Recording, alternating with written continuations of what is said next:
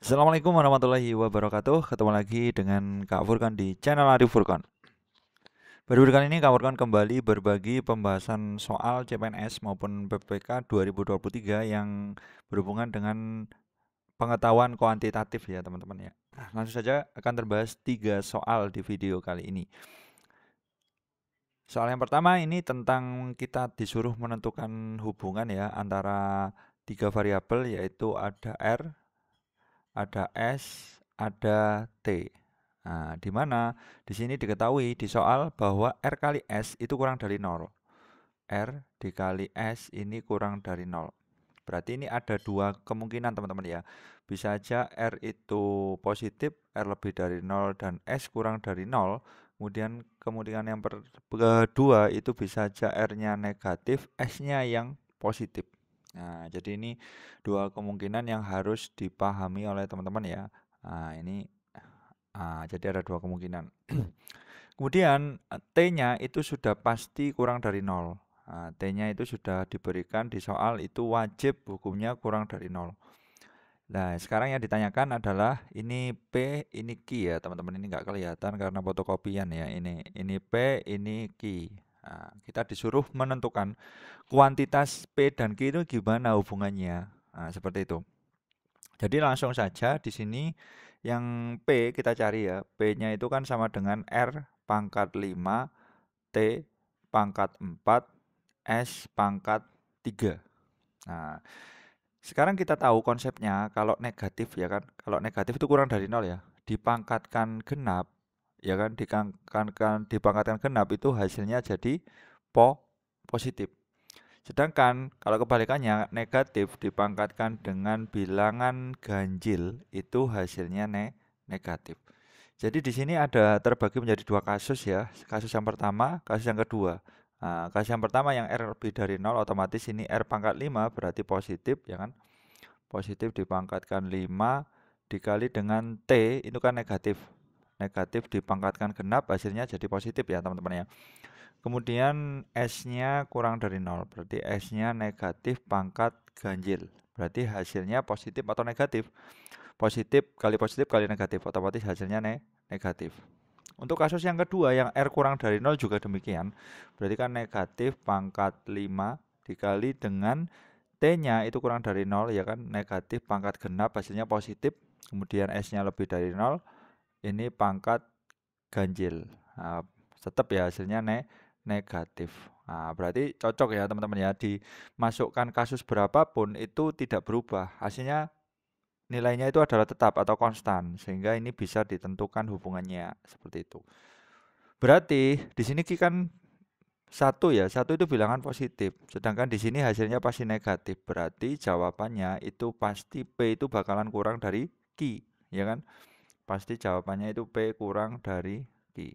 Atau kalau dibalik kan nggak ada P kurang dari Q, Q-nya itu lebih dari P. Jawabannya yang B, seperti itu. Bisa dipahami ya teman-teman ya. Langsung saja kita ke soal yang kedua. Oke, di sini ada hubungan garis yang sejajar ya teman-teman ya. Yang ditanyakan itu adalah berapakah nilai Y. Putuskan apakah pernyataan 1 dan 2 berikut cukup untuk menjawab pertanyaan tersebut. Jadi yang ditanyakan itu Y. Nah, kita fokus pada pertanyaannya dulu. Nah, pernyataan yang pertama, garis A dan B sejajar. Nah, A dan B sejajar. Berarti ini cukup nggak menjawab pertanyaan untuk menentukan nilai Y? Dia cukup sejajar aja? Ternyata tidak cukup teman-teman ya. Jadi harus diperlukan hal lain untuk menjawab pernyataan itu. Jangan pernyataan satu saja ini tidak cukup. Tidak cukup. Karena cukup sejajar aja. Kemudian pernyataan yang dua, X itu 60. Oke, kalau X ini 60, bisakah kita menghitung nilai Y? Jawabannya bisa teman-teman ya. Kalau 60 ini kan bisa karena ini sejajar, tapi ini harus sejajar dulu. Kalau ini tidak sejajar, tidak bisa ditentukan ya. Ini harus sejajar dulu. Nah, ini harus kita pastikan sejajar dulu. Berarti kalau 2 saja itu tidak cukup juga. Tetapi kalau kita gunakan 1 dan 2 itu cukup ya kan. Jadi jawabannya adalah 1 dan 2 ini cukup untuk menjawab pernyataan menentukan nilai Y itu. Tetapi satu pernyataan gimana ya tidak cukup. Nah, berarti jawabannya yang C, seperti itu.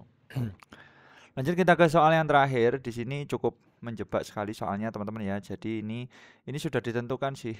Di sini yang ditanyakan adalah nilai X. Tetapi X itu sudah ditentukan adalah bilangan bulat yang positif. Artinya tidak berbentuk koma ya. Dia itu bulat. Nah, kalau kita menjawab pernyataan satu, di sini kan pertanyaan kita harus menentukan nilai X ya, teman-teman.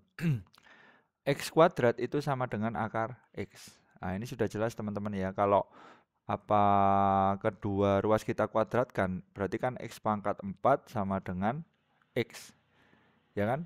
X pangkat 4 sama dengan X. Kalau ini kita coret, berarti kan bisa ditentukan ini, ya kan? Nilainya ini 1, ini X pangkat 3.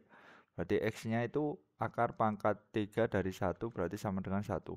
Berarti kita gunakan 1 aja ini cukup sudah ya kan? Menentukan nilai X saja jawabannya. Seperti itu.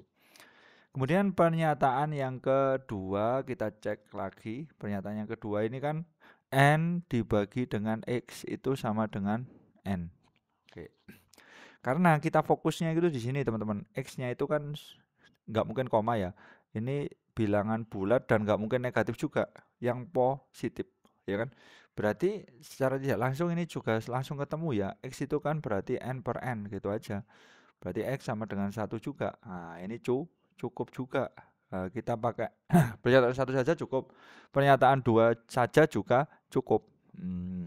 Berarti jawabannya itu yang pernyataan saja cukup dan untuk menjawab pernyataan 2 saja juga cukup. Jawabannya yang D. Seperti itu. Nah, soal-soal seperti ini adalah soal tipe baru yang wajib dikuasai teman-teman untuk menghadapi CPNS maupun PPPK 2023. Semoga teman-teman bisa belajar banyak ya di videonya Kak Furkon. Ditunggu video Kak Furkon selanjutnya. Wassalamualaikum warahmatullahi wabarakatuh.